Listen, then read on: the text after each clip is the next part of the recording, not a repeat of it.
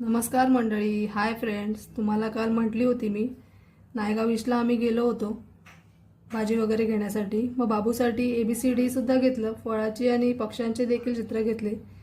आता 3 वर्षाची आहे ती, तर सगळं ओळखते, त्याच्यामुळे तिच्यासाठी देखील घेतला. राखी बघत होती, 50-100 रुपये राखी म्हणत होते माणूस. मी म्हटलं भैया तुलाच ठेव. मग भाजी वगैरे घेतली. कांदे बटाटे संपले होते म्हणून 1-1 किलो कांदेसुद्धा घेतले. कांदे बटाटे पण एवढे महाग झालेत आणि भाजी तर काय विचारूच नका. दहीसुद्धा घेतले, लागतात. मग ते घेऊन निघालो. आधी बरं होतं ना, मम्मी सगळं आणायची, आम्ही आयतं खायचो, बसायचो.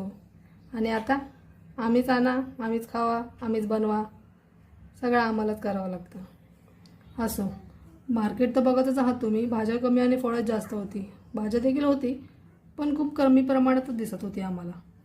इथे तुम्ही बघत आहात वाटाणे, मिरच्या, भेंडी, फळं तर एवढी होती ना. आणि नायगाव ईस्टला एवढं मोठं मार्केट बसतं. अर्धी पब्लिक तर नायगाव ईस्टचीच आहे, त्यामुळे पूर्ण मार्केटच लास्टपर्यंत टोकापर्यंत आहे. मी वडापाव देखील घेतला होता खाण्यासाठी, भूक लागली होती. सगळं मार्केट फिरेपर्यंत 1 तास गेला मला. 2-3 भाज्या घेतल्या. मच्छीसुद्धा देखील इथे बसतात सगळ्या बायका घेऊन. आणि निघालो होतो आम्ही. नाक्यावर पोचली होती मी. माझ्याबरोबर होते म्हणून ह्यांनी भाजी वगैरे पकडली. बाबूला घेतलं. ते दोघे एकमेकींना बघून खिडकीतून बाय करत होते. बाबूला दरवाजा उघडायचा होता, जिद्द करत होती म्हणून तिला दरवाजा उघडायला लावला. मग घरी गेल्यावर जेवण वगैरे बनवलं, जेवलो. आणि मग बाबूची ते मस्ती चालली होती. मग तिला एक काम लावलं, तुझ्या ज्या बास्केटमध्ये जे तुझे कपडे आहेत तू त्या नवीन बास्केटमध्ये टाक.